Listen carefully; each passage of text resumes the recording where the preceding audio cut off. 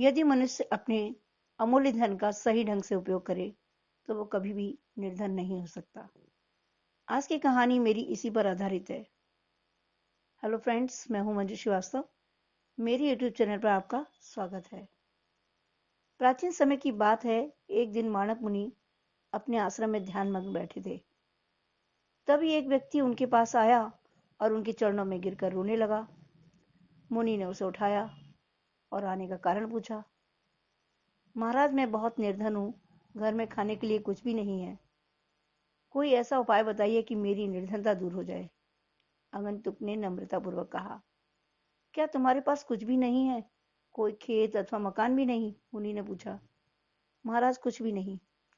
बीवी बच्चे घास फूस की एक झोपड़ी में रहते हैं। जीविका का कोई साधन नहीं। मुझ पर दया कीजिए, मैं आपकी शरण में हूँ। वह गिड़गिड़ाया।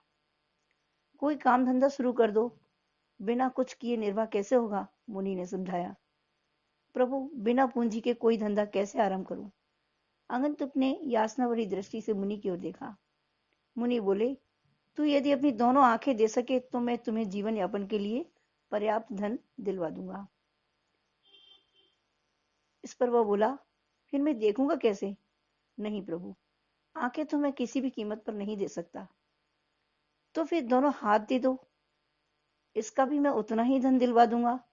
भले आदमी, धन के लिए तुम्हें कुछ ना कुछ तो देना ही पड़ेगा।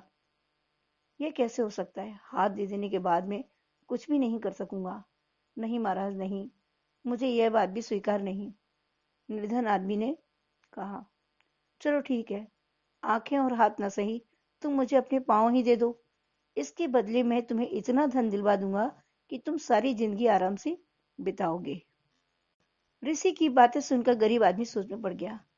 एक तरफ तो उसकी निर्धनता दूर हो रही थी, वहीं दूसरी ओर उसे अपना अपाहिज शरीर दिखाई दे रहा था। निर्धन व्यक्ति उदास होकर बोला, दीन बंधु, आप मेरी परीक्षा ले रहे हैं? पांव दे देने के बाद मैं चलूंगा कैसे? नहीं नहीं, यह नहीं हो सकता। यह सुनकर मुनि मुस्कुराए, बोले, देख, तेरे पास आंखें हैं, हाथ हैं, पैर है, और तू इन्हें किसी भी मूल्य पर देना नहीं चाहता। सोच तो सही, कितना अमूल्य धन तेरे पास है। जा, इसका उपयोग कर, निर्धनता अपने आप दूर हो जाएगी। यह कहकर मुनि पुनः ध्यानमग्न हो गए। तो यह थी आज की कहानी।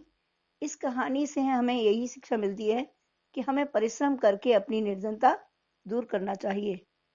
अगर आप मेरी कहानी सुन रहे हैं तो लाइक जरूर कीजिए और अपने दोस्तों में शेयर कीजिए, और मेरे चैनल को सब्सक्राइब करना बिल्कुल मत भूलिए। कमेंट्स करके बताइए कि आपको ये कैसी लगी, और बेल आइकन को प्रेस कीजिए जिससे मेरी आगे आने वाली नोटिफिकेशन आपको मिलती रहे। Thank you.